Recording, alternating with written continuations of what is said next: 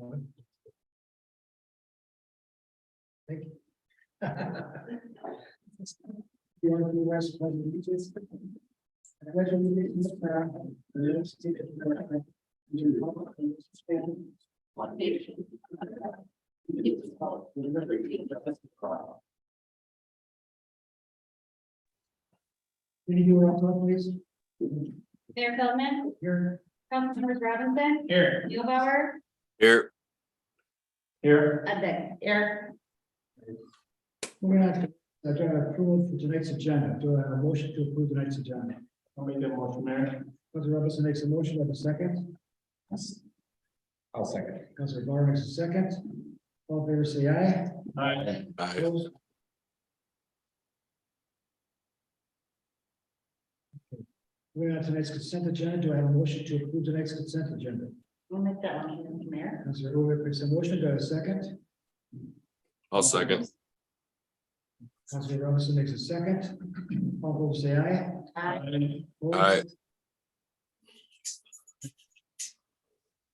Okay. Meeting open to the public. Jenny, anyway? Okay. All right, so let's get on to this big packet here. Old business number 8A, Patriot Parkway rezoning, second reading. Lawrence Street 10, approving rezoning approximately 1.2 acres at 23040 Patterson Drive Northwest, from R3 to B2. Resolution 2023-17, authorizing a summary publication of ordinance 310. Mayor and Council, I will take that one. Before you tonight is the second reading of the Patriot Parkway rezoning. The first reading and the associated comprehensive plan amendment were approved back in March. That amendment was then submitted to the Metropolitan Council for final approval, which was received on April 24th. And so now we're back for the second reading of that rezoning. It's about 1.2 acres, which would be changing from R3 to B2 general business. I'm happy to answer any questions. Well, thank you, Beth. As far as that's been a work session multiple times, discussing very clear and pretty straightforward. And it's into moving forward, so second reading, so I'm all on board for it. Kevin, your comments? I just want to thank the staff for the hard work that they did on it and the unique collaboration between the entities such as the church property and the city, and this these pieces of property will hold some promise and offer some good stuff for the city to come. So good job on all people's work here. Thank you very much. Rob, your Christmas. I didn't have any questions on it. Looks good. Thank you, Sarah. No, I didn't have questions either. I discussed it, so. All right, Joe. I have nothing to add, Mr. Mayor. Okay, thank you very much. All right, so do I have a motion to adopt ordinance 310? Approving rezoning approximately 1.2 acres of 23040 Patterson Drive, northwest from R3 to B2. We're going to do this ordinance and then do a resolution. Correct. Okay. So do I have a motion to adopt ordinance 310? I'll make that motion. Councilor Barr makes that motion. Do I have a second? I'll second. I'll give it to Joe this time. Councilor Barr makes a second. Give us a roll call. Ordinance, be a roll call, Jenny. Mayor Feldman, Aye. Councilmembers Neubauer, Aye. Bauer, Aye. Robinson, Aye. Udvig. Aye.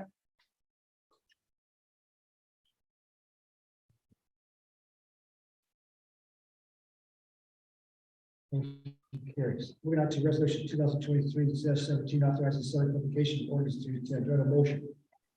I'll make that motion, Mr. Mayor. Councilor Rubik makes that motion. Do I have a second? I'll second. Councilor Barr makes a second. Any further discussion? In the resolution, all in favor say aye. Aye. Opposed? Motion carries. Thank you. Okay, moving on to 2023 code revision, second reading.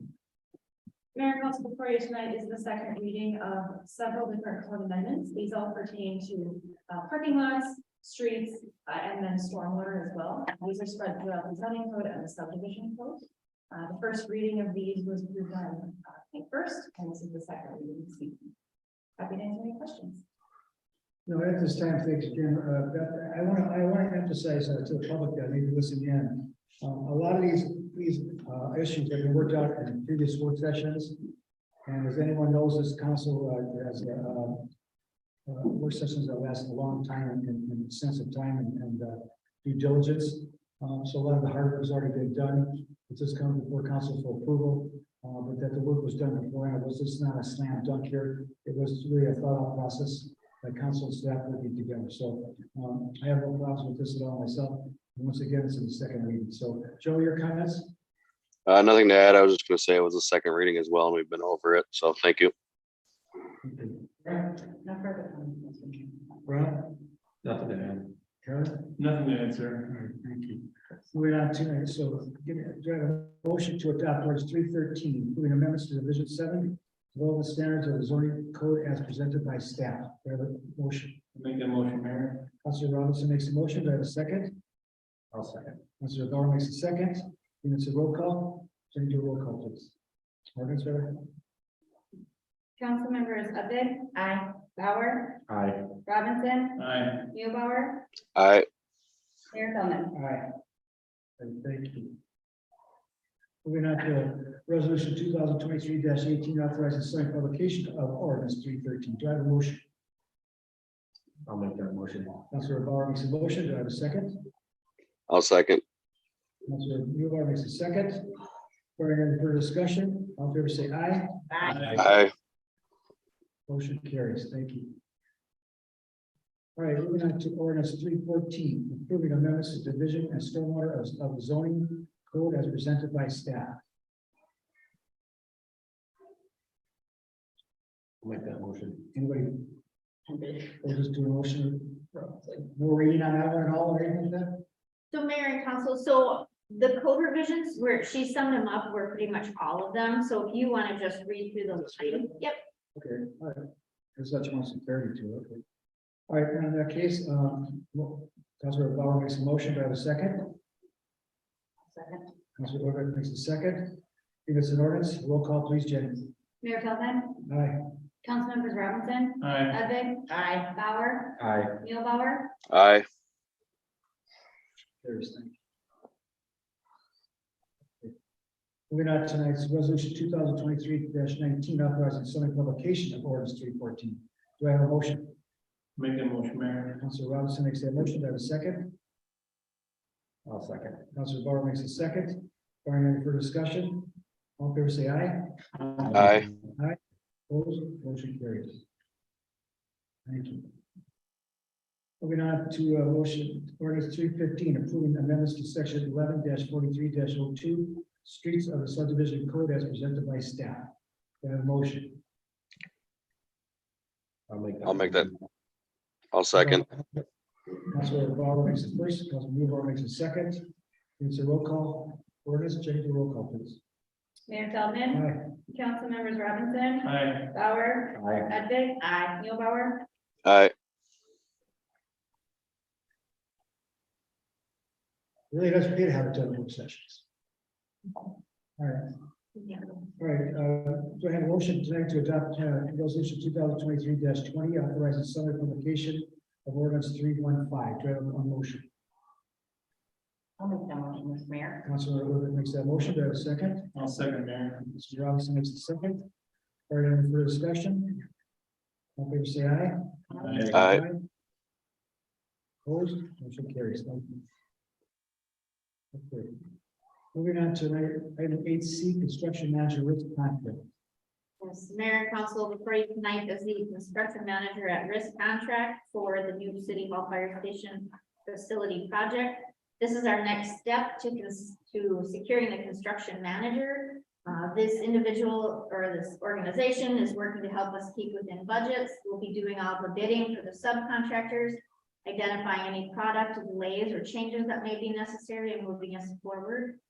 Attachments to the general contract, the agreement, and then the insurance and bond. I'm also here with Dave can assist with any questions. But we're happy to answer your questions. All right, I looked this over myself and had a discussion with Dave Chefs earlier today. What a difference between writing an agreement with Stahl versus Weber Construction. I'm sure Jenny would see that too as we look at the docs. Very professional, very itemized. All the articles are in place in order. And I liked as far as the where we have, Rutland is gonna be the, intermediary, between the contractor and us. Unless we should try to choose someone else, which we're not going to. And I like how the explanations on as far as our arbitration, just like litigation. So I think all the, seemed like to me it was a very good form, seemed like a very clear form. The only question I would have, Dave, binding dispute resolution means what? Binding resolution dispute. Resolution. So on page 136, it says binding dispute resolution. Does that mean it's the intermediary? Usually there's an intermediary that the parties agree upon. And they come up with the terms and the parties agree. And that's pretty standard. Yes. Once you've chosen the intermediary. Yes. As far as Dave's looked over really well, I see a complete difference between forms done by a company that was not adequate and to a company who's had much experience in this field. So I really don't have any problems with it myself. I think it's a good choice here. I think Brett will work really well with Stahl. I think Stahl will work really well with us.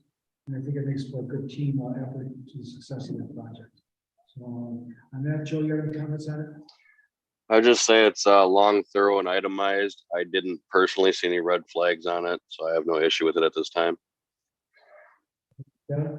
I want to refer to the retired professional and then the hired legal profession that is basically covered, so I'm good. Rob? I agree with Mr. Robertson's statement. You went out to the legal team and it had a lot of information in it. That's Sarah, your comments? Same comments as the other council members. It was a lot. I did look through most of it and understood part of it, but I'm confident that our legal team did a great job. Well, like I said, I think the layout of the forum, I think the way they went from 1 to 15 in their packet as far as their guides is what they're gonna do as far as how the process works. I think it was very done well. You could definitely tell again a difference between one professional company and one lack of professionals. So we learned from our mistakes and we came up with a good end result, and I'm very pleased where we are with this team putting it together. And it also shows, by the way, the extra effort that this company took in getting 40/20 together, working with staff to get the 40/20 building ready for the transition with the fire department. So I think that's important. We stepped up to the plate and we pretty much took the ball and ran it. So very much a professional company. So on that, do I need a motion to approve? Yes. Okay, do I need a motion to approve next construction manager at risk of stall construction? Do I have a motion? I'll make that motion. Councilor Bauer makes that motion. Do I have a second? I'll second. That's fine. Give it to Kevin. Councilor Robinson makes a motion, seconded also by Councilor Bueller. Do it like that. All in favor, say aye. Aye. Opposed, motion carries. Thank you. Good choice. I think they'll take it to the next level. So all right, moving on to new business 2022 annual comprehensive financial report. Justin. See everyone show up for my presentation. See if this works. There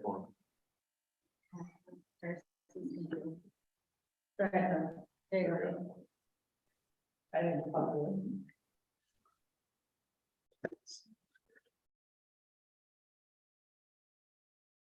I took that.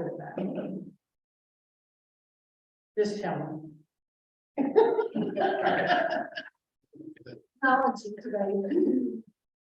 All right, well, good evening, Mayor and Council. I guess everybody here to watch my presentation, staff. I'm going to be going over the 2022 annual audit results.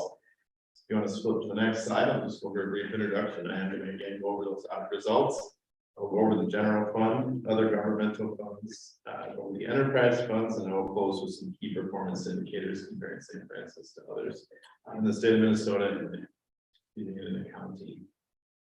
So the audit results for 2022. So the city did receive a clean unmodified opinion, which is the opinion the city is looking for. So We are required to give an opinion on the financial statements and related internal controls. So how we arrived at that community opinion is we can come on site and do kind of a hybrid approach, looking at things a little bit remotely and on site, looking at paying the bills, paying employees, looking at taxes, grants, what the council gets to make decisions, etc. So we do have one finding that is not inconsistent and is consistent with the city, and we'll go over on the next slide. But first, the second thing we are required to test as part of our audit is Minnesota state statutes, legal compliance. So as part of our audit, again, the Office of the State Auditor does put guides on their website that we are required to test. So a couple of examples of those things are timely payment of bills, lack of conflicts of interest within the city. So again, no legal compliance findings to be reported this evening. So the one finding that we do have on the screen is that limited segregation of duties. Again, this one has been consistent over the years, just noting the finance director's opportunity, although we do know that there are compensating controls throughout the city and different transaction cycles, there is some opportunity that does exist with that segregation of duties. So we do view that still as a risk that should be reported this evening. Again, something not unsimilar to cities of St. Francis' size or the prior years as well. If we flip to the next slide, we'll get into some of the results. So on the screen, you do see three different lines. One is the fund balance, that's in the middle, the general fund. The top line is the city's general fund balance, that's general fund expenditure budget. And the bottom line there is the city's fund balance policies. They are offset a year. We do compare the reserves to the future year's budget. So what we do see is a consistent increase in that budget, which is likely to be expected and pretty consistent everywhere. And then we do see a pretty strong reserve level from 64% back in 2018 to about 63% in 2022. So I think overall above the fund balance policy, it did go down a little bit. So if we flip to the next slide, we can see a little bit of what that this 2022 year looks like. So this we did have a balanced budget, which would be no increase in fund balance. So again, the actual results for the year did come back really consistent with that budget. So the fund balance did decrease slightly. So I'll go over a few of those reasons here above. So the general fund revenues were under budget by about 80,000. So a big reason for that was the market value in 2022, which the investments were down. So the market value, a big portion of the city's cash in the general fund, that was a big reason for the drop in the general fund this year, which would be expected to kind of come around. Hopefully will come in the future, depending on the market. So again, the second thing, just knowing that the expenditures were under budget as well to offset that. But so again, overall fund balance was really consistent year over year. So again, as we're looking at slide 7, we do see two charts here as well. We do compare the previous 2 years and the current year's general fund revenues and expenditures. I think the one thing that stands out to me is the strong consistency. I think in just where the city's spending its dollars, I think it shows good financial management, good.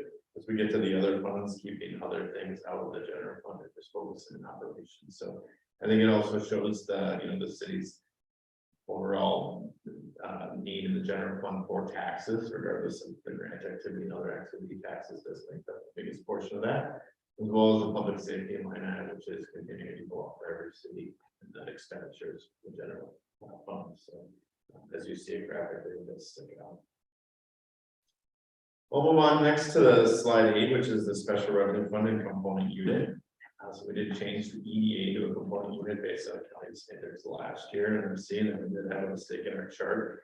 We do show all the special revenue funds as restricted. However, that chart does leave out the EDA or the component unit balance. So if we're correct, those dollars would match that chart above. So just something to point out as I go here. But overall, I think really consistent in these funds that police forfeiture a little less expenditures in 2022. So that did go up. The median was really consistent. And just to finish everything, all the resources of these funds are restricted for use of the EDA police. So next is the city's capital project funds. Again, the city does hold a good reserve level here, which I think is good for a city of St. Francis and size, and having some strong reserves and things like building improvements, street improvements, capital improvements, or capital equipment, excuse me. I think that's positive. Again, I think the overall increase of 160,000 is positive. And again, just looking at Some of the specifics, park improvements did go down a little bit as capital related purchases, about 300,000. Offset with a little bit of an increase in building improvements there as well. So overall, a pretty strong year. I'm noting again on our second chart, we just show where those resources are kind of outlined. Most of those are assigned for future use of those funds, so they can't really be used for anything. They have no restriction on them. There are some minor restrictions on, I believe, mostly park improvements. Fees. The next slide is slide 10. We look at the debt service fund. I'll go quick on this one. The city does have 3 governmental debt service funds. This does not include enterprise, but we do just show kind of some for informational purposes. The future bonds outstanding when the bonds mature, the future remaining interest payments and principal payments over the next 10 years. So I think one informational chart, I think overall. A good, although debt, I suppose, in the governmental funds. Just looking at that, 5 to 600,000 future obligations. Assuming that. So we'll flip into the next slide and start into the enterprise funds. I'll go real quick to just go over what these charts are. The top chart is going to be an operational chart, so whether rates are sufficient to cover debt payments and operating costs. The second chart shows the total cash balance as well as the minimum target, which we feel is a good minimum for the industry as the following year's debt service plus 50% operating costs. So when we look at the water fund again, I think that overall what we do look for here is the orange bar kind of exceeding so those bars on the right, which would be the costs of operation and debt. But I think overall in the past 3 years it's been pretty consistent. I think that orange one did dip a little bit during the expenses, and I think that does show a little bit of an equation to the drop in cash balance in the water fund in 2022. The cities had discussions about this, and we've done a restudy in the past, which is something to keep in mind as we go forward. Again, still that cash balance is above that minimum, but that cash balance did go down, likely due to the fact that those were some expense. Next slide looks at the sewer fund. So again, we'll go a little quicker through this one. Same 2 charts. I think this one does show also some pretty strong consistency. This one, that orange bar did stay pretty consistent with those costs. One thing to point out is that chart does not include any capital related costs. So if there is any capital related needs for any of these funds, they can be reflected in those bars instead of just future payments for that. So again, I think this one does show like some reserve level of this sewer fund as well. A little bit of it every cash from about 3.8 million. So again, something to be aware of in the future as you're planning for with infrastructure needs. Well, one more is I'll just go quick through here. The storm water fund. I think this one has been pretty consistent. No real strong activity there. I think overall a good reserve level there. Rates are sufficient to cover those costs. The last enterprise fund would be the liquor store, liquor funds. Again, I think over the past 3 years, what we do here is we try our best to show some good ratios on the liquor fund. What we do also is compare to those statewide averages that are on the MLSA website. So I think that it's been a little up and down, I suppose, for the liquor store. When you look at the line I like to look at is just even that gross profit percentage or that operating income percentage. Supposed to be kind of the third and the fifth line here to follow through there. So you look at the OSA average, the prior year was 26.5. And that maybe still includes a little bit of the pandemic as well. So that may go down in the future. I'm not entirely sure. Again, that's just the average most recent that we have. So I think just something to be aware of. Again, that operating income did almost break even in 2022. Again, that gross profit percentage went from 26%. Or excuse me, almost 27% 2020 down to 24.7 in 2022. And again, if you look at the bottom there, I'm looking at that cash balance of about 2 billion in 2020. The next slide looks at the kind of the same information a little bit more graphically. It's kind of difficult to make any assessment on any of this stuff, but again, a good informational chart as you can see it graphically. I will flip to the next one is cash investment. So we talked about a lot of different funds, and just to tie it all together, we do just show what's in the bank for the last 3 years. Again, I think just looking at things, I think overall the city has good strong reserves, specifically in its enterprise funds. again, a good mix between the capital, general fund and enterprise funds. So I think overall, a really positive trend for the city there to do some things in the future. Well, close with just a few key performance indicators. Again, the class 4 cities that you're going to see here mentioned is 10,000 under population. So there's no geographic, with just 10,000 population under. But we do also have that geography looking at cities in Hanover County. So what we do see is on this chart is we look at the taxes first, tax rate and taxes per capita. Again, each a little bit different of the ratio. Taxes per capita obviously just divided the total taxes by number of residents. Tax rate, is a little bit more complicated calculation of market value.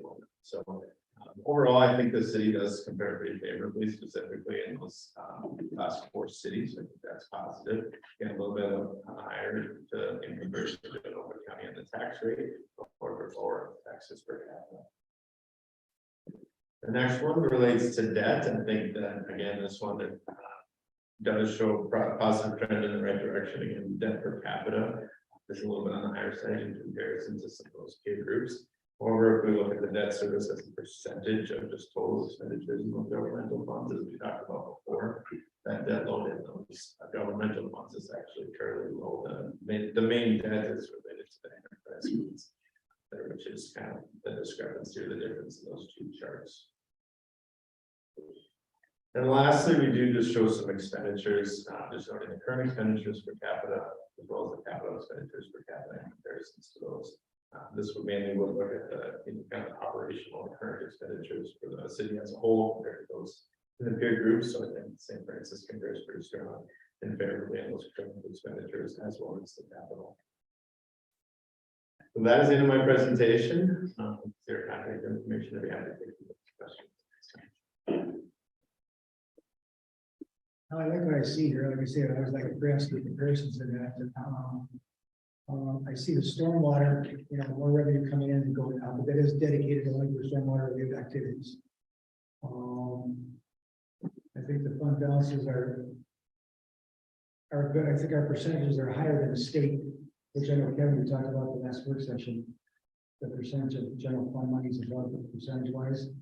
So we do have some cushion movement there, which I think is good. Because I think it's what 35%. The percentage of the state recommends that The you state recommends, I think, 35 to 50.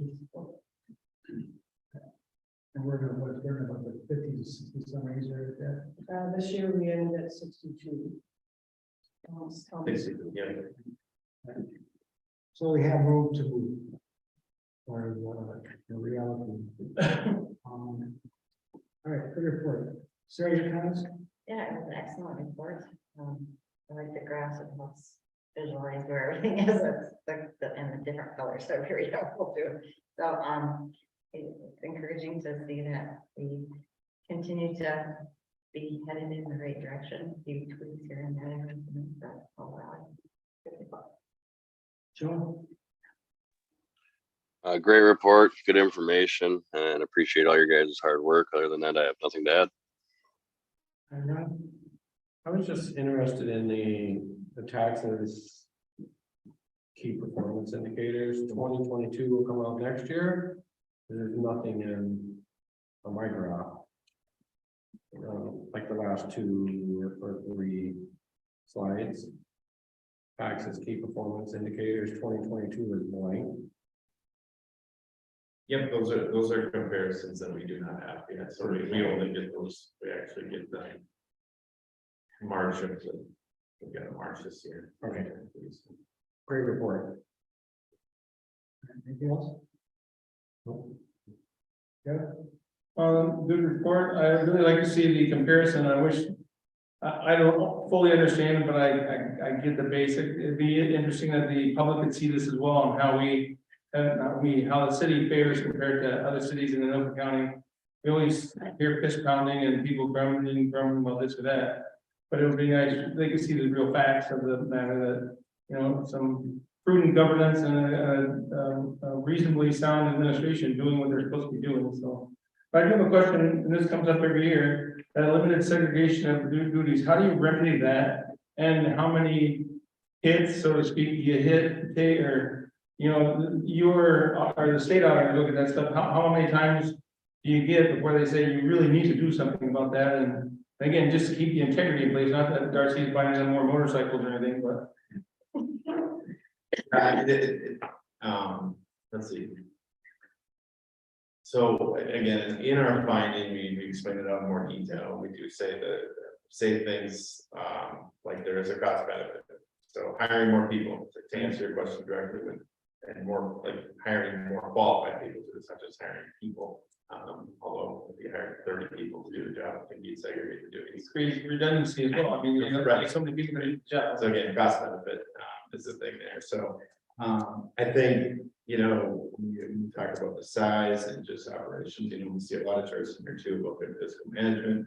So again, cost benefit is pretty important, I think, to a lot of cities. So we'll get to think about some of those things. So I think it does come down to a little bit too, whether or not the council is accepting of the risk.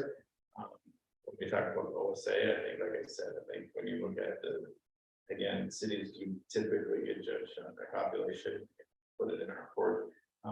It really doesn't tell the story of a city, but when you start to get into those bigger cities, population number wise, potentially that could be a bigger red flag from someone like a rated agency or the state auditor or whatnot. But like I say every time too, this is extremely complicated for the city of St. Francis' size. It exists a lot of different places. Again, a lot of reasons because of the cost benefit. And some of those different things. And does your oversight periodically count as helping limit our segregation? I mean, you don't look at this just one time a year. You converse with Dorothy throughout the year and you're actually spot checking things as well. So long before this report will come out, we know if we had some issues. Sure. I would say that the auditors are not a part of the city's internal control and not served as part of that. To your point, we can be as part of emails, questions for their help. And we are a part of the city's own, I guess it would be how it into that.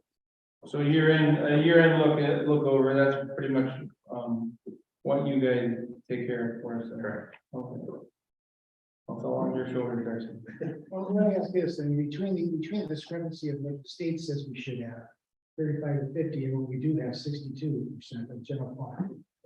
Is that just left up to the city as far as what we do with that, or as far as how we allocate it, or? I think I think that the city has a fund balance, I believe it's minimum. I don't know the exact term, but I think that the most of the statewide policy, and I haven't heard it in a while, but it does lean towards minimums as well. And I think every city is a little bit different, whether or not they have things like I mentioned in my presentation too, about things like capital related purchases in their town. So, yeah, I haven't with the state policy, I guess there's some leaning towards it there and not a recommended 35%. That helps there. So to get to your question, can the city use that 60 to 35 gap how they want? Yes, the same thing could use the unrestricted funds in the capital. Right, so how does it benefit to keep it at 62? I mean, at that level. Where does it benefit us more to go to the minimums that the state requires? Which way is the better way to go, or is it necessary? I mean, it's a good question for capital related planning. It's broad scope about your tax rate, preventing tax spikes. You know, what the city's future needs are. I mean, I think the biggest reason to keep reserves is to prevent a big spike in 1 year. That's what I would probably say. You don't have any money, you purchase something, and you have to raise your taxes by 100%, which is happening in places currently. That doesn't feel good to people. So they're doubling their bill levels. So actually, it's better to have it and not need it than need it not have it. From my perspective, I would say yes. Okay. All right, that's good. All right, thank you. Are there any other comments from staff? Thank you. Yeah, you have to accept the report. That's fine. My next step is your accept. Sorry. Okay. All right, so I have a motion to adopt the 2022 annual comprehensive financial report. Do I have a motion? I'll make that motion. Councilor Bauer makes a motion and a second. One second. I'll second. Never mind. Kevin's got it. You do a tie at the end. I'll go that route. Councilor Bauer makes the first, Councilor Robinson makes the second. Aye, as for, Councilor Bauer. All in favor, say aye. Aye. Motion carries. Thank you. Thank you for your time. Thank you. Good luck, sir. Thank you, Justin, very much. Appreciate it. Mr. Mayor, I would like to say, thank you to Justin and his team, they're very much a big help to me. Offering a lot of guidance on things. I've seen that over the years, no doubt. Very good. We'll continue using it. Thank you. Thanks, Justin. Next year, right? Thank you very much. Thank you. All right, moving on to item 9B, real property acceptance from EDA. Resolution 2022-21, approving a transfer of property and granting signatory authority. Mayor and council, before you tonight is a resolution to accept property from the EDA. This is a step as our new City Hall fire station facility. The whole project encompasses 8 different parcels. 4 of those parcels are owned by the city. 4 of those parcels are owned by the EDA. This transfer would put all 8 properties in ownership of the city. And with that, I'm happy to answer any questions. Well, once again, we discussed this at a work session, and it has to do with the City Hall Fire Station property. I see it's a clear choice to go forward with it, so that's my opinion. Sarah, your comments? Yep, I agree too. I think it's the next step and it's getting a fire station to the hall, so I'm assuming EDA is on board with it. Correct. Okay. Rob, your comments? I agree. That's first steps to get into the finish line. Joe? I attended the EDA with the mayor as well, and to me, it's just kind of a second run through, and I have nothing to add. Kevin? I have nothing to add, sir. All right, then do I have a motion to adopt real property acceptance from EDA, resolution 2023-21, approving the transfer of property at Granite Signatory Authority. Do I have a motion? I'll make that. I'll make that. I'll second. Councilor Bauer makes a first, Councilor Real makes a second. All in favor, say aye. Aye. Opposed? Motion carries. Okay, moving on to item 9C, real property transfer to EDA. Resolution 2023-22, approving the transfer of property and granting signatory authority. Mayor and council, so this is a property that is north of an EDA owned property at 3731. This property was acquired by the city several years back. With its ownership of the city attached to an EDA property, it provides us an opportunity to combine the parcels to the EDA for one major development for infill. Additionally, when this property is sold, it will allow the EDA to put the same performance measurements on it. So when it's sold, it will have the timelines and the enforcement of the EDA for development. With that, I'm happy to answer any questions. Well, once again, a topic was discussed at a work session and clarified to staff, to council by staff. I see real no issues in other than a step, it's a first step to go forward in the right direction. So, we have a motion to adopt. You know, that's my comments. I'm going to see what steps is. The council is confident. Sarah, your comments? Well, I agree, Mr. Mayor. We need to move ahead with this transfer as well. Yeah, your comments? I don't really have any pertinent questions for why we're doing it. My question would be, why is one going to, from the city to the EDA and one's going from the EDA to the city with expectations of developing when they all come to the city? No, so Mayor and Council, when the EDA sells the property, it has the ability to, say, a private developer, the EDA has the ability to put a performance requirement on there, which would require the developer to build within a set time frame or a set structure. The city cannot hold that same performance. So as the fire station property is being built by us, the other one would be sold to private and allow that enforcement. Thank you. No other questions. Joe, your comments? I have nothing to add. Again, we discussed in the EDA. Kevin, your comments? No comments at this time. All right, then do I have a motion to adopt resolution 2023-22 approving the transfer of property and granting signatory authority? I'll make that motion, Mr. Mayor. Councilor Hoover makes that motion. Do I have a second? I'll say. Councilor Hoover makes a second. For any further discussion, out there, say aye. Aye. Opposed? Motion carries. Moving on to item 9D, personnel policy update. Mayor and council, before you tonight is the final version of the personnel policy. We walked through this at a work session in great detail. I included the executive summary to further point out any sections that we had addressed within it. All of the changes are immediate except for 3 that were identified on the agenda report being vacation, the retirement notice program, and the severance pay, which would all be effective January 1st. So we have time to get this into our budgets. With that, I'm happy to answer any questions. And once again, work through work session, so to discuss very thoroughly. So on that, I have no comments. Rob, your comments? I have nothing. Sarah?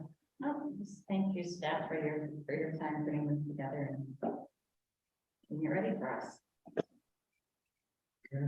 Joe, your comments? Nothing to add, Mr. Mayor. Kevin? I just appreciate the work done, had to be done here. I wanted, for the record again, Exhibit A was about open hours of business. Again, the changing world of commerce and our people's needs, the city's needs and the growth, and I appreciate the open-mindedness that staff is allowing as we move forward, and we're gonna build this nice new building, that we have some opportunity to serve people like the surrounding communities around us, at least 7 that we know of and have said on the record that we can be open 5 days a week in some capacity, again, to serve the needs of the commerce and the public at large. So I appreciate the work and mindedness. All right, so moving on, we have a motion to adopt the personnel policy updates.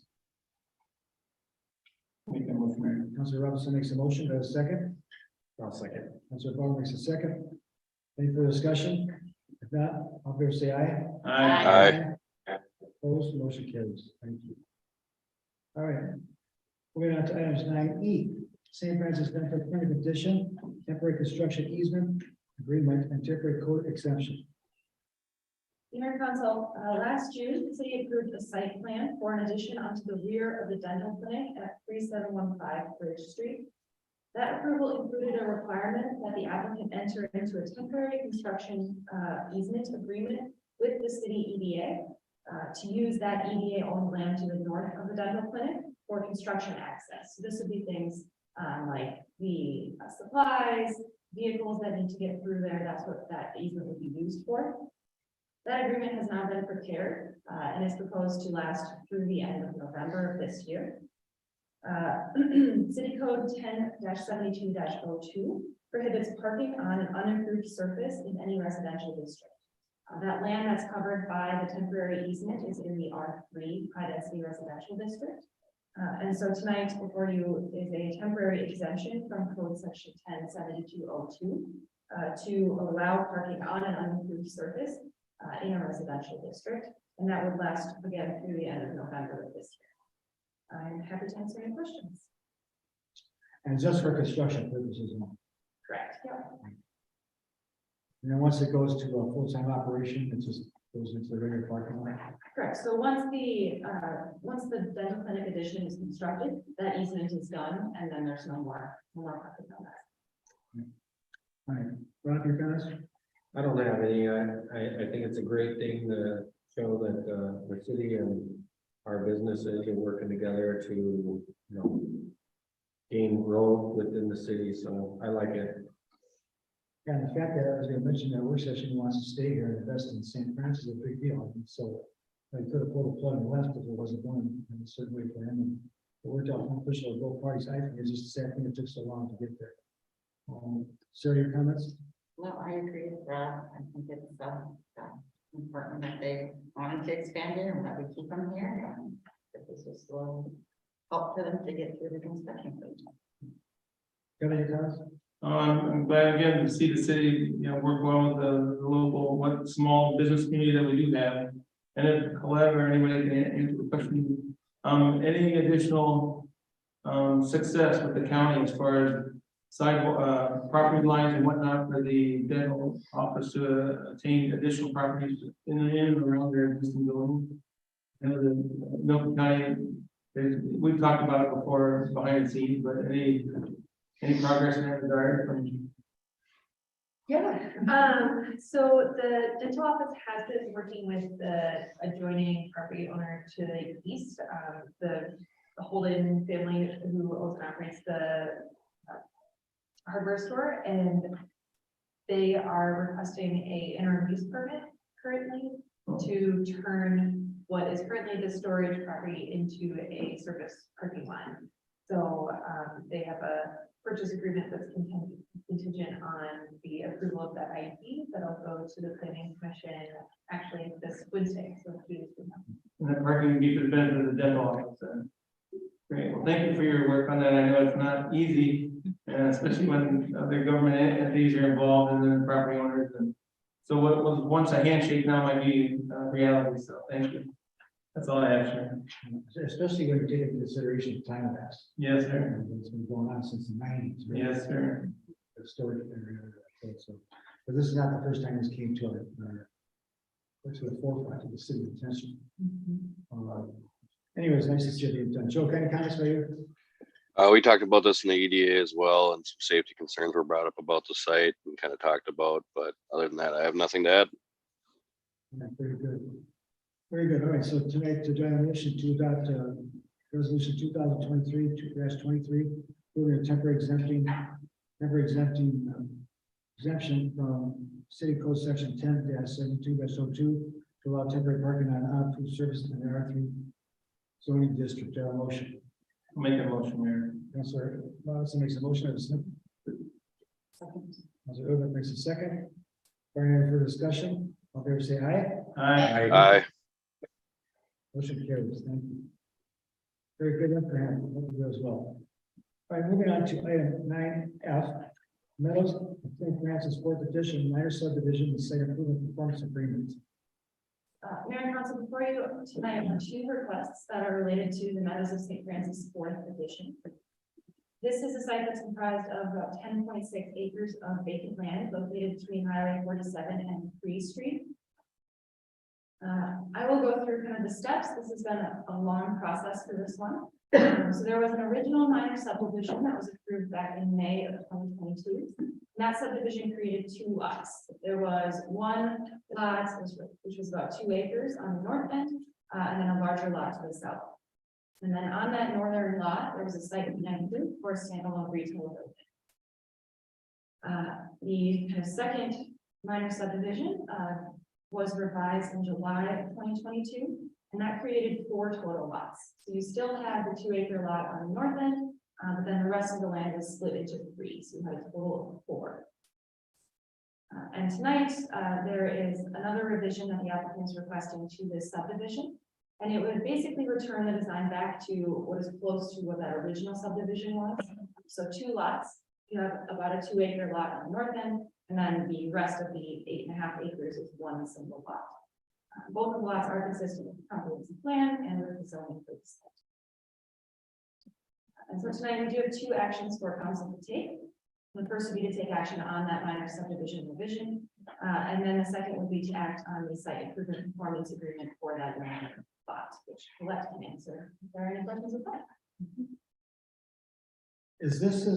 This one, of course, has to do with Dollar General.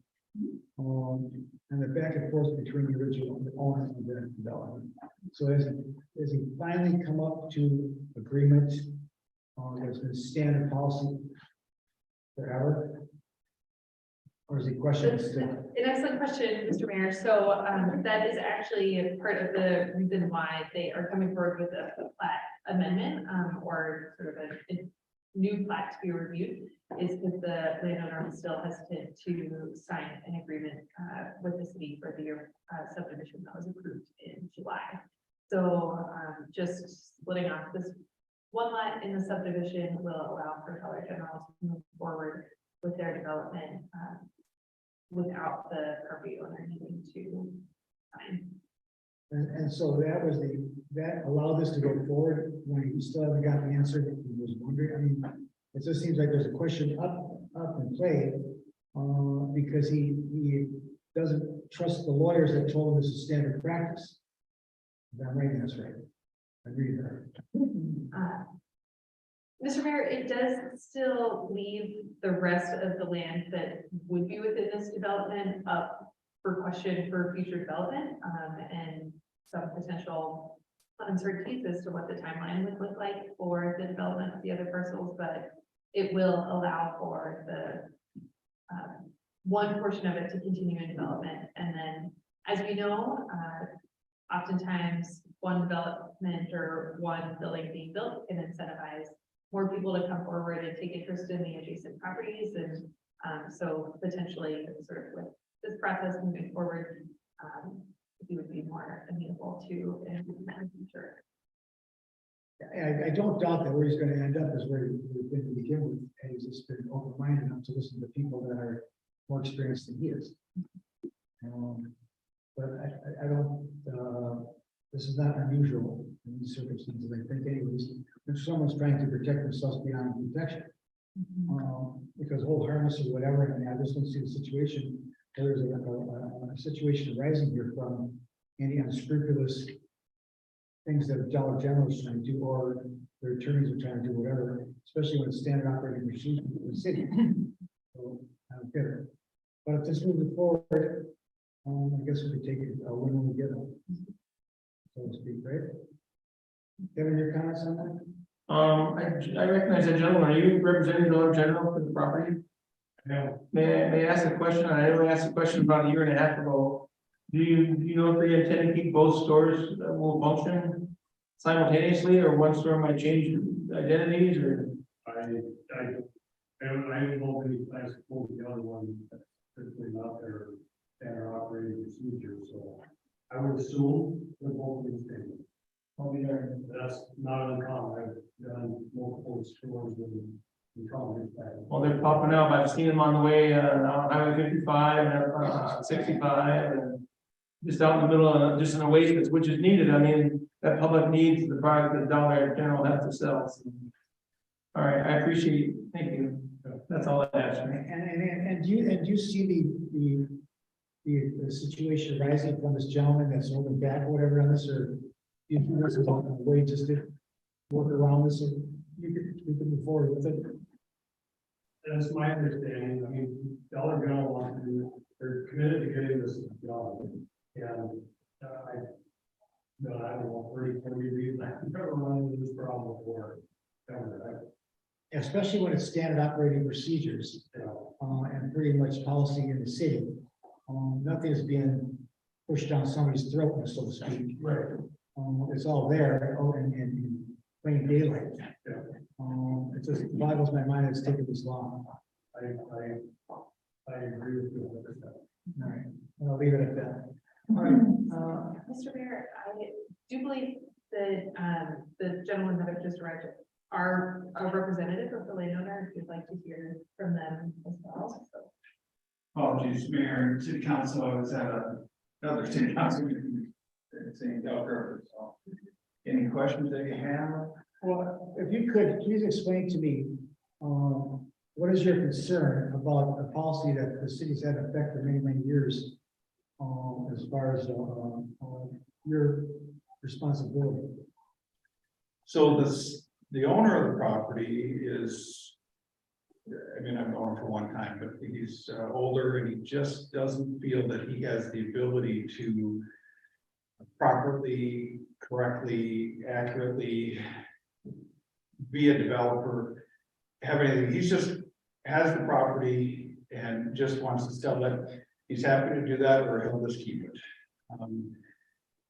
I get it, you know, I mean, he's had some challenges, you know, here lately, and it's just too much for him, to be perfectly honest with you. And it's easier just to keep the property and not worry about it. And when he's no longer with us, well, I'll probably have to deal with that. Well, I remember a while back when he came forth that he wanted to, open up, grow pumpkins on it or something like that. It's always some corn. Jim, so you met Jim? For some steady revenue stream there, until he could sell it off and all that. And so that was his idea then. His idea is eventually to sell it. But what the city's asking for is really nothing out of line in the sense that it's a standard procedure of our policy. Right, and he certainly very respectfully acknowledges that, understands that. And so his only other option was to just keep it as a whole and find somebody to buy the whole thing when they want it, or just sit on it. So this is the only way, and I've been working on this for a year, and Jim's a friend of mine. I mean, and I, I don't even have the property listed. I sold it originally, as you probably all know, but, for the lender that owned it years ago, but he's tired. And he's worried about his wife and 2 daughters having to deal with something, and so he was tired, and it was like, sell it all, or if they want to just do the part and we'll subdivide it off, do that. But I'm not a developer. I don't know what to do with developer. I'm tired and I don't want to do it. All right. And I get it. And I've tried.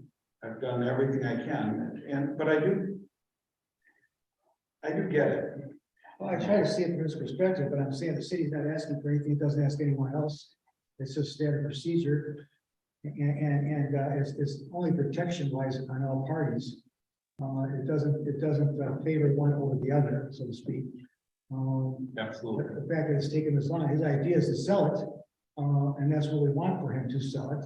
And we want Dollar General to come in and bring the whole project to fruition is what we want. Right, and this is the only way that we came up with it. And there's a lot of exams and working on it, and I mean, the whole team in multiple states have been working on this, trying to figure a way to make it work. And this is the best we could come up with months and months worth of work. I mean, it's been a long road. It's almost been like taking a shower with a raincoat, you can't get wet. I keep thinking about getting wet, but it doesn't seem like it appears that I'm going to get wet. Yeah. So I'm just teasing in a sense, but it just seems like, again, if the city were asking something outrageous, I could see some hesitation on his end. But I don't see the city asking for anything outrageous. What the city wants is to bring the project to fruition, Right. as I mentioned. And he's okay with either way. If he hangs on to the property and it goes into the state, he's fine with that too. I mean, it isn't about money. It's just about what his perception is of responsibilities and obligations that he has to personally take care of. I mean, I told him, I can take care of it for you. I can deal with it, but, and I get it. It's just, he's tired. All right, and so what are his major concerns, if any, major concerns on this He project? just doesn't want to be a developer. If we did a, split off a piece and somebody deals with it and they do all the stuff, he just waits till somebody buys the rest. I got a second half of this, knows about, that we're trying to bring to fruition after this one, but, we'll get this one done first. All right, well, Mr. Gray, you're confident that this hopefully will move forward? I am, yes, sir. This path forward of doing the subdivision of this one parcel off will allow for Dollar General to develop, and now, given that Dollar General has continued to work with us through all of these steps, we now know how we can form future agreements to be able to handle future land purchases and parties that may be interested, and how it'll be able to work between all the different parties. So yeah, we really appreciate Dollar General being as patient as they were through this process of working through all of the complicating factors. Well, like I said, as long as I can reiterate here that there's nothing normal that the city is asking for. It's a standard process. Hopefully he can understand that in time. He'll get what he wants in the long run. It just, it's like I've always said, in any real estate deal, when a buyer wants to pay less, and the seller wants to get the most. One comes up, one goes down, the deal's made. Pretty simple. So in this situation, one gives in a little bit, one gives up a little bit, the deal's made. That's the way it usually works. It usually works like that, and the smile on your face at the end of the deal. So let's hope let's hope it gets to this point. I appreciate Dollar General working with what you have on this. Your patience is exemplary, and you guys too, by the way. So hopefully you can convince him to, there's nothing hidden here. There's no gray areas. The city does not do business like that. We're open, transparent, and fully open, and we'll explain anything if you have any questions. And me of all people, I mean. There's a lot of stuff here. This is all, so I've got that personal experience, but. You know, it is what it is, so we'll get it done. Well, let's see if we can help him out. All Great, right, thank you so much. thank you. All right, so moving on to resolution, there need a motion for minutes of St. Francis Court petition. How many more staff on it? Want to give your comment? Are we fine with this? I want to move forward. I just, If this is the way we can do it, I think we have to do it.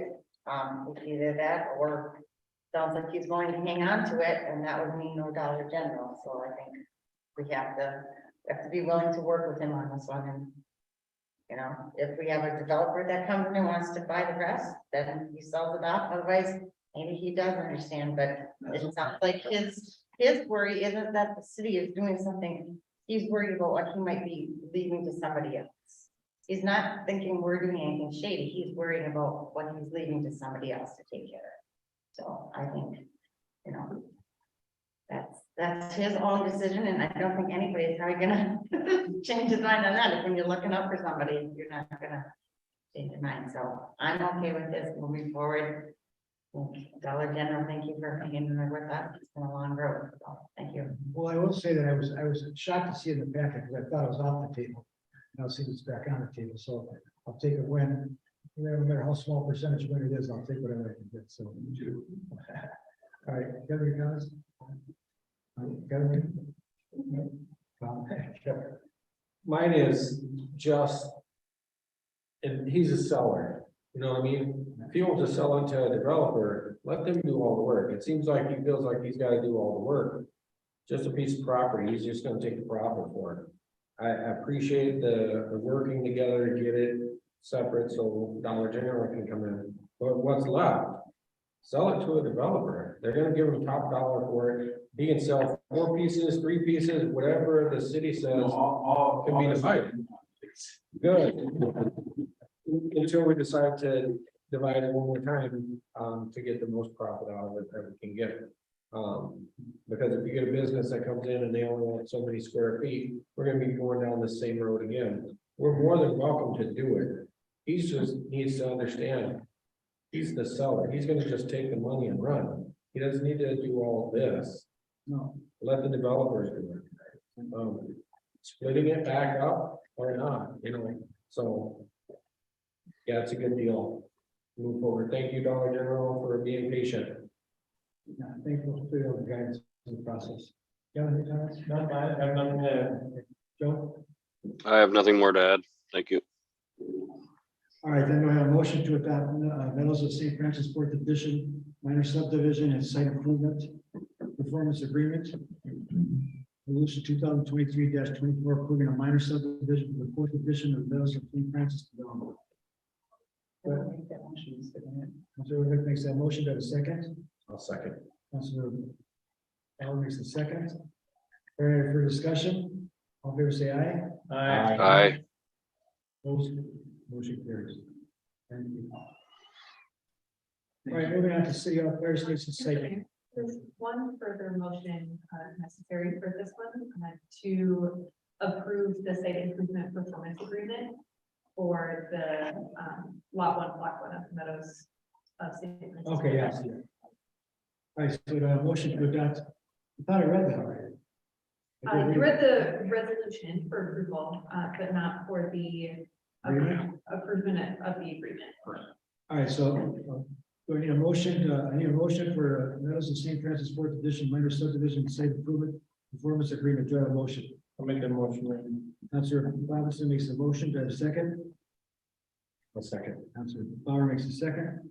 Further for discussion, all in favor say aye. Aye. Opposed, motion carries. Thank you. Thank you, gentlemen. Good luck. Thank you.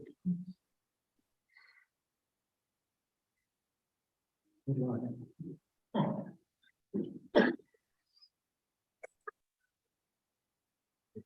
Moving on to Site Hall Fire Station site Mayor and Council, before you tonight is the site plan review for the new City Hall Fire Station. This includes 8 different parcels that we discussed earlier tonight, now owned by the city. And that includes 2.4 acres between Bridge Street and Ambassador, so kind of that western edge of the Bridge Street corridor. This is the site of the existing fire station, which will be removed as part of the project. There are 2 kind of entitlement requests that are related to this. The first is to combine all of those 8 lots, and that's something that can be done administratively. So we're just informing you that that will be occurring, so that everything's on one parcel. But the second request, which is before you this evening, is the site plan of that combined City Hall fire station. So this is the most updated site plan that we have today. It includes a 2-story City Hall and fire station combined, about 36,000 square feet, with 4 different truck bays, multiple different areas for parking, and then a plaza on that northwest side. The public plaza itself is really intended to be kind of that gateway to City Hall, welcoming people into the Bridge Street corridor and the City Hall itself. It includes more of a lawn area on the west side, closer to the intersection. And then as you get in toward the building itself, you would have some paved seating areas where people can sit, can recreate. The idea here is really to kind of have a nod to the natural features that are so part of St. Francis. So as much as we can bring in designs that can mirror and mimic the river, have some natural lumber that's known for the city. So the idea really is to bring in some of those natural features here. The site itself is consistent with the comp plan as well as the zoning code for what's proposed on the site. There are a few dimensional requirements that I wanted to discuss. So these are coming out of the district standards in the zoning code related to the B1 district. They're also coming out of the Bridge Street design guidelines. So the first one to discuss is the requirement that there is a 0 to 5 foot setback on all street sides in the Bridge Street in the B1 district. Obviously, that was never written as a provision, which envisioned an entire block being developed at once. And so you see that the building itself is pulled up as close as it can be to Bridge Street. But there are distances between Ambassador and then Woodbine on the west and the east. So this is something that we are recommending that we pursue a future code amendment. It is actually on the agenda for the commission meeting, so we'll see. So we're working on that as we finish this up. Another standard here is window transparency. Buildings in the B1 district are trying to have 30% of their facade at least. For any facade that faces a street, 30% needs to be transparent. And the proposed building does meet this requirement. Every side that faces the street is between 30 and about 32.5% transparent. We are meeting that requirement using spandrel windows, which are kind of false windows. And the reason for that is because there are some areas of this building which contain a generator, contain other equipment that can't have windows. And so we're trying to make the standard work, obviously continue the pattern of looking like a building that has some good frontage on Bridge Street, but understanding that there are some limitations with what is included in that building. So this site is adjacent to 2 county roads. You have Bridge Street on the north, Ambassador on the west. Anoka County did review this and they requested some right-of-way dedication. And so staff has been in contact with them over the last couple of weeks to try to work out exactly what that means for the site, if there are any changes needed. And so that image on the screen there is the site as originally we proposed it, as we sent it to Anoka County. That's the original property lines with the first attempt at that site plan. And Anoka County's original response back to us was that they wanted 27 feet of right-of-way on Ambassador, 10 feet of right-of-way on Bridge, and then they also wanted kind of the 25-foot corner at the intersection. So that would mean that the city would lose that entire yellow area. Obviously, this site is kind of strapped for space as it is, so that's a pretty big deal as we're looking at, where can we put the parking, where can we put the building, all things like that. And so staff has been in contact with Anoka County, and together we have agreed upon kind of that orange area. And so the idea here is that the city would give 17 feet of right of way on Ambassador, and that would provide enough for an additional turn lane, if that road ever needs to be enlarged. And then we would give kind of a 10-foot corner at the intersection, again, to allow any sort of enlargement of that intersection that's needed. So there are some changes to the site plan that resulted from all of this. The number of fire bays is decreased from 5 to 4. And then the rest of the changes really are on the west side. So the west parking lot is going to be reduced from 46 stalls to about 30. And then the plaza area itself will also be reduced. We are working on the most up-to-date plans, but tonight we would like council to move forward with the plans as we have them. We will provide an update at the next council meeting, just like what exactly those very final plans look like. But we simply didn't have time to prepare them as we were talking to the county late last week. So the planning commission did review this in April, and at that meeting, we kind of discussed the overall schedule for construction of the building.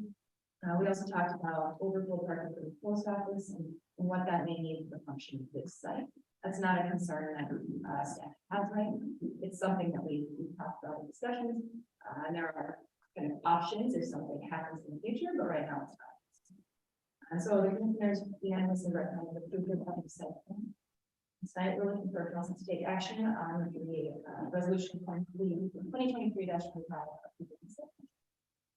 That's any questions? Well, as it was mentioned in our building committee, losing the 12 spots of parking versus the square footage of the building.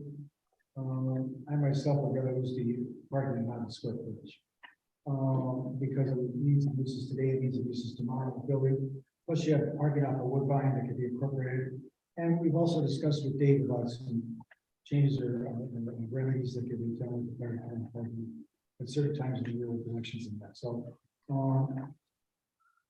something I would rather not have lost anything, but if I had to lose one over the other, I'd rather lose the parking in the square footage.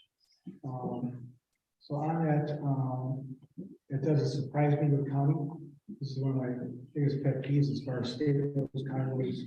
I've never seen them butt out of a business, so to speak, but that's just the way it is. So I think it'll all work out. I think the prudence was buying those extra lots because of the containers, the ponding, the clothes, that corner house. I think all that helped play make this go in there because I talked to Lane stall on that at the end of the meeting. Building committee, he said that if we hadn't done that, it would have been either city hall or fire station, but not both, or the one or the other. So by buying those lots, it allowed us to do both, and not just the one, which is our goal. So I'm in favor of the way it is. Again, I don't like lose anything, but I think we have some areas to work around in a way that can be work. And still keep the project moving forward in the way that we intended to. So on that, I have any comments. Joe, your comments? I have no issue with the site plan. I attended the building meeting along with you as well, and Councilmember Robinson. We kind of touched base on this.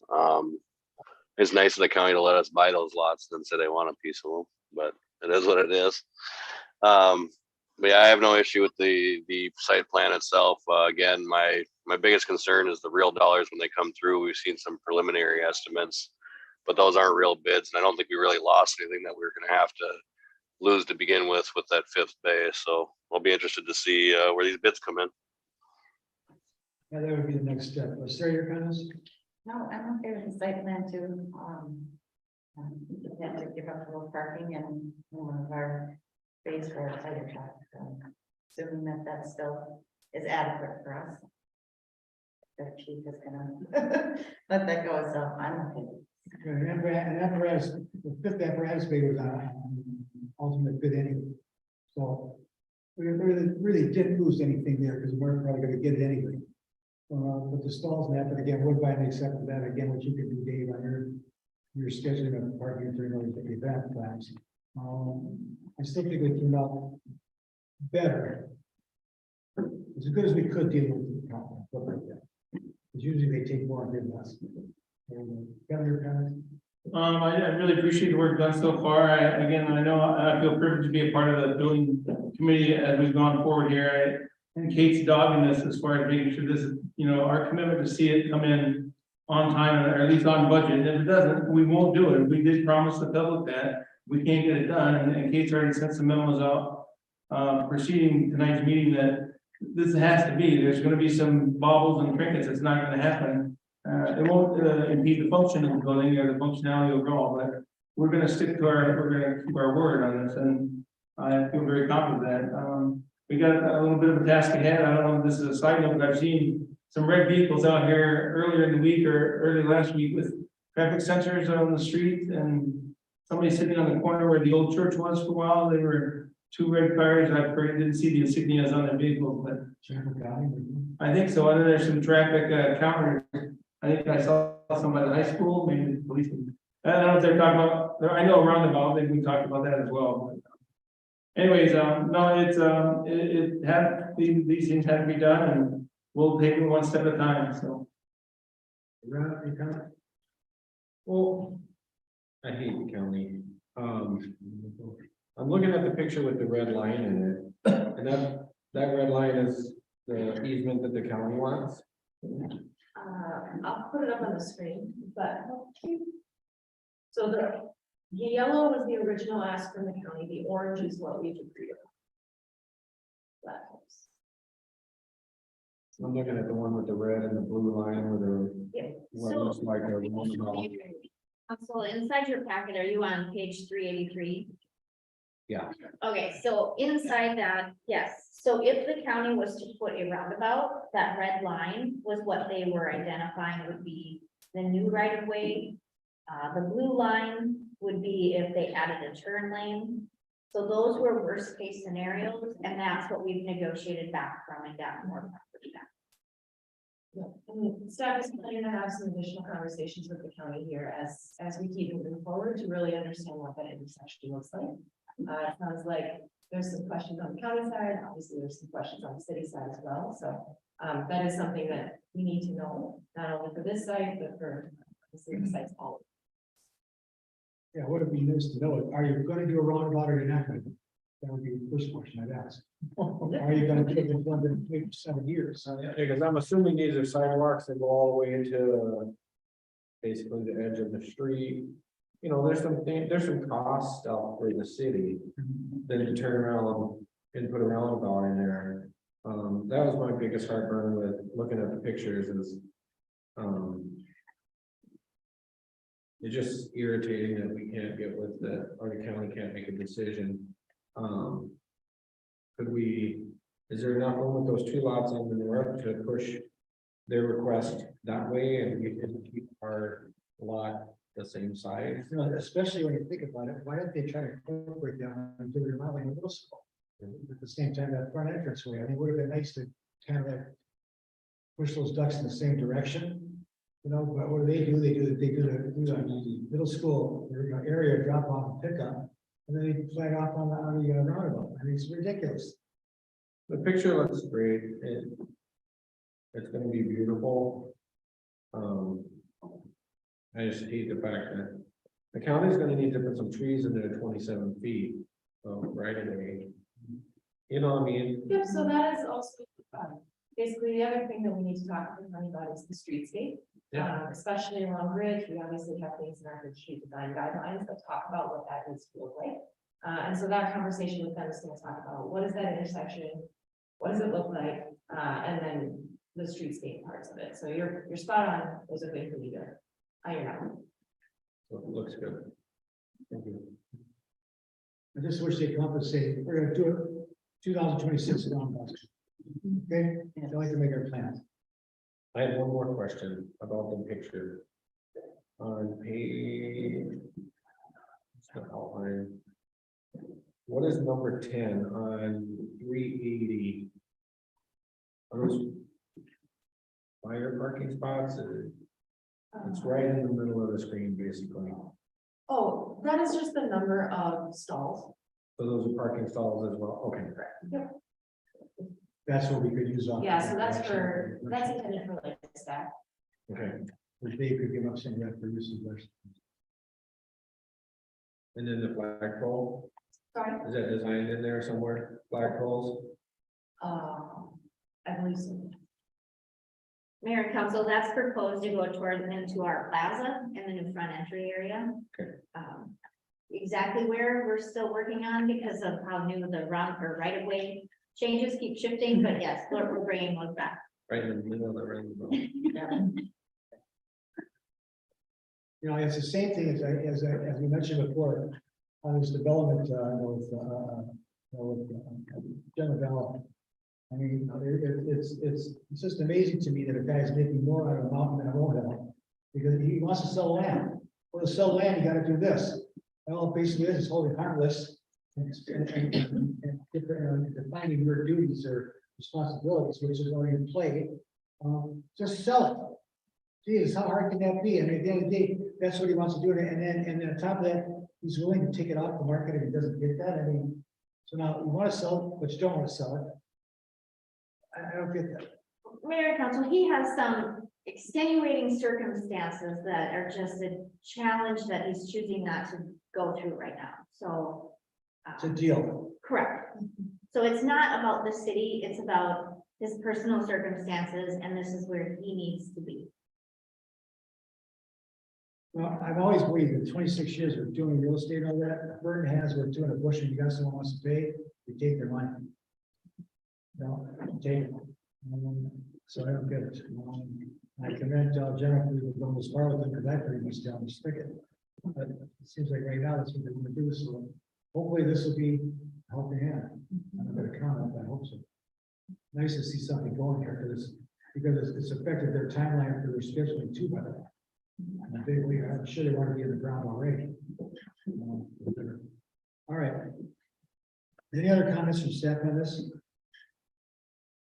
On that, not, do I have a motion to adopt resolution 2023-25 approving the site plan for the City Hall Fire Station? I'll make that motion. Councilor Bauer makes that motion. Do I have a second? I'll second. Councilor Rivik makes a second. All in favor, say aye. Aye. Opposed, motion carries. Thank you. All right. All right, meeting over the public hearing, nobody? Reports, we don't have any council member reports. I'll start with, Rob. We went through a work session, it was really lengthy and informational. Nothing else to report. Joe? I attended the work session, the construction meeting and the EDA over the last couple weeks between meetings, and that's all I have to report. Sarah? I attended the work session, and I just wanted to point out that I have appreciated the uptick in our liquor store presence on social media. It's been well received. I've had people say that they have things marked on their calendar because they know ahead of time, so thank you for doing that, John. Kevin? I also attended the work session last Monday, and it's fruitful, and it's good to a little more candid, and again, recorded for public and posterity, but also there's a volunteer casting call for Pioneer Days, which is coming up. And also, there's been an open invitation, and it has to be posted or not, that city council members could be part of a dunk tank situation. So if anybody feels that like they'd like to let the public see them in person and up front in a dunk tank situation, that invitation is out there. I haven't talked to Kate about the specifics and what has to be done, but it's just out there for right now. Other than that, again, the farmers market's coming around the corner, and I'll have to work hard on that. And I've seen some as I've been through North Branch and Malacca and more and stuff there. People are having them already, so. Again, I'm sure there's plenty of room to reach out to Colette and, sign up and put your money where your vegetables are, and let's make it happen, let's make it successful. That's all I have. Well, once again, as I mentioned earlier in the meeting, this was a 392-page packet, which is probably one of the most intense packet pages I've ever seen in the years I've been here. But what it shows is the work outside of the council meetings that gets done. This amount of work here, if we were doing this by each topic here, without a work session behind it, we would be here probably till 10 o'clock tonight, if not longer, discussing each one, and probably have to come back and discuss it again. Because this is a lot of intense decision-making process, a lot of questions to be answered and clarity to get. And the only way you can do that is doing work sessions. And I remember when we first started doing work sessions, and I sat out in that council audience and I watched Steve Kane, the former mayor, and Kate to this, trying to get council members to sign up for a date that was conducive to all of them. And then finally he would say, well, just email Joe Coleman and let him know what dates you have available. We don't do that here. But I wouldn't mind reeling in the ball, the reel a little bit, Kate, just a little bit. Just a little bit. But I'm saying to you that the work sessions are plentiful, they are fruitful, and they get the business done at hand that needs to get done. And I support that. But I wouldn't mind seeing a little space a little bit, just right now anyway. I'll give you a couple weeks now. Okay, that's good. Because again, if we all had to sit here, you guys would never be able to go home. There are multiple work sessions on top of work sessions, because it takes a lot to work these issues out. Things the public don't see that we do. As Kevin alluded to many times, it's a lot of hard work being up here, but a lot of the hard work is done behind the scenes that they don't see. They just assume that it's all done here at a meeting here. That's very far from the truth.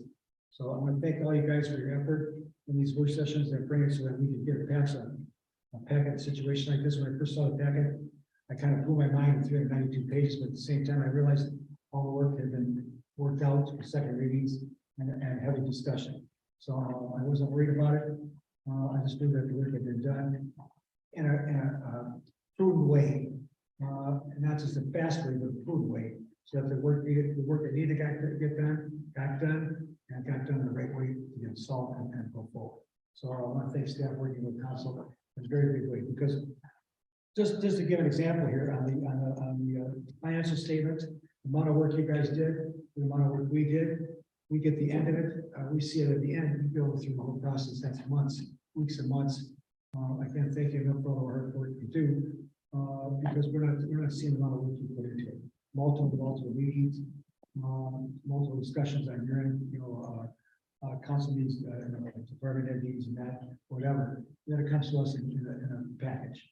So good for us, hard for you, but at the end of the day, those decisions are made and made for the good of the city, which is what we do all the time. So once again, I want to thank you. Hopefully the city will realize that, like I did with the performance on the public works annual, and police, and I'll do that with the fire coming up again. Let people know what you do outside your regular duties of the day. There's a lot more work you do.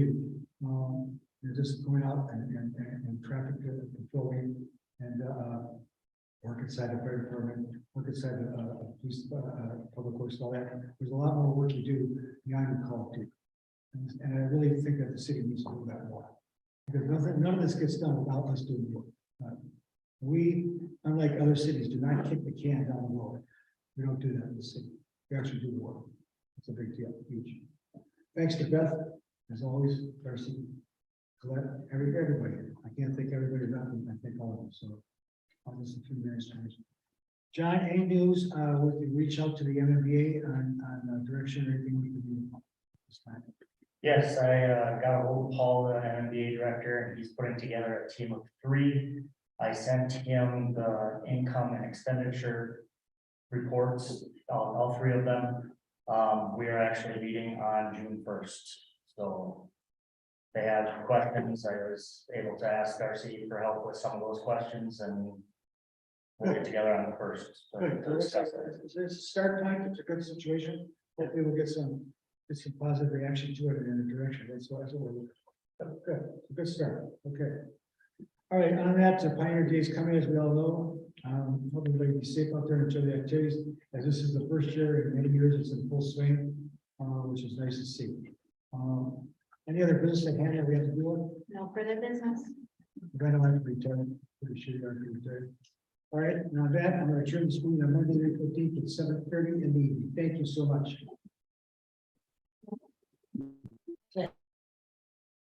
Why would you break it? Everyone wants to know. Is that you? I think you'd be a great sport. Oh, I would. That's why I like What?